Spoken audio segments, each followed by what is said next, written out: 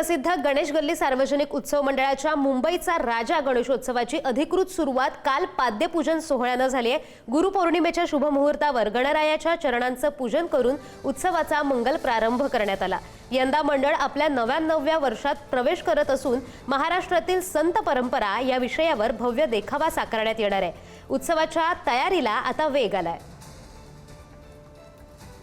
मुंबईमध्ये अर्थात गणेशोत्सवाला सुरुवात झालेली पाहायला मिळते, कारण की मुंबईमध्ये आता पाद्यपूजन आणि पाठपूजन सोहळे सुरू झालेत। मी सध्या उभा आहे गणेश गल्ली अर्थात मुंबईचा राजा या मंडळामध्ये उभा आहे आणि आपण जर पाहिलं तर यंदाचा हा पाद्यपूजन सोहळा इथे पार पडलेला आपल्याला पाहायला मिळते। गणेश गल्लीने 99 वर्षात पदार्पण केलेलं आहे आणि आपण जर पाहिलं तर यंदा आपल्याला संतांच्या काही ओव्या या ठिकाणी पाहायला मिळतात। त्यामुळे नक्कीच यावेळेस काय आहे त्याची आतुरता आहे, खरं तर उत्सुकता आहे आणि या सगळ्या संदर्भात बातचीत करण्यासाठी माझ्याबरोबर मंडळाचे अध्यक्ष आणि त्याचबरोबर नगरसेवक असलेले किरण तावडे आहेत। आपण त्यांच्याशी बात करू। दादा, खरं तर चाहूल म्हटली गणेशोत्सवाची तर ती म्हणजे पाद्यपूजन आणि पाठपूजन सोहळे, त्याला सुरुवात झालेली आहे। मुंबईच्या राज्याचा पाद्यपूजन सोहळा पार पडलाय।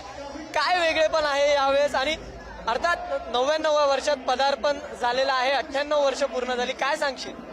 लालबाग सार्वजनिक उत्सव मंडळ मुंबई राजा मंडळाच्या यावेळी 99 वर्ष आणि प्रत्येक वर्षी आपल्याला काही वेगळं दाखवायचं असतं म्हणून महाराष्ट्रातील गणेश भक्तांना म्हणून आपण वेगवेगळ्या संकल्पना आकारतो आणि यावर्षी 99 वर्ष असल्यामुळे महाराष्ट्राची संतांची भूमी आहे म्हणून आपण संतांची महाराष्ट्रातील संतांची परंपरा ही तुम्हाला दाखवणं, संकल्पना दाखवणार आणि काल्पनिक अशी असतात, सगळ्यांना आवडेलच।